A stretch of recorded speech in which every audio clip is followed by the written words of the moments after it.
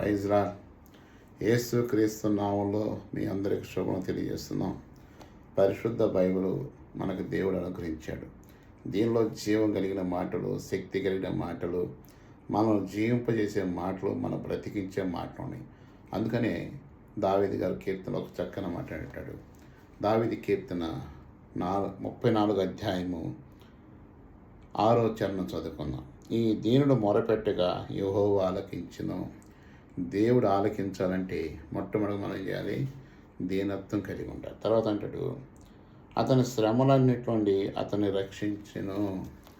ఆయన దీనుడై మొరపెట్టగా యెహోవా ఆలకించును. అతని శ్రమలన్నిటిలో నుండి దేవుడు విడిపించాడు. నువ్వు ఏ శ్రమలో ఉన్నావు, మనం ఏ శ్రమలో ఉన్నా, ఏ పరిస్థితిలో ఉన్నా, ఏ స్థితిలో ఉన్నా, ఏ భయంకర పరిస్థితిలో ఉన్నా, దీనత్వం కలిగి దేవుని ప్రార్థన చేయి. నీకున్న శ్రమలన్నిటి నుంచి దేవుడు విడిపిస్తాడు. నిన్ను బయటికి తీసుకొస్తాడు, మంచి ఆదరణ ఇస్తాడు, సంతోషిస్తాడు.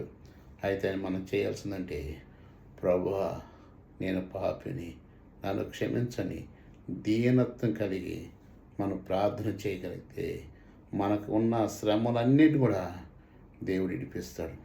ఏ వైద్యుడు మన రోగాలు నయం చేయలేడు, మన పాపం ఎవరు తీసేయరు.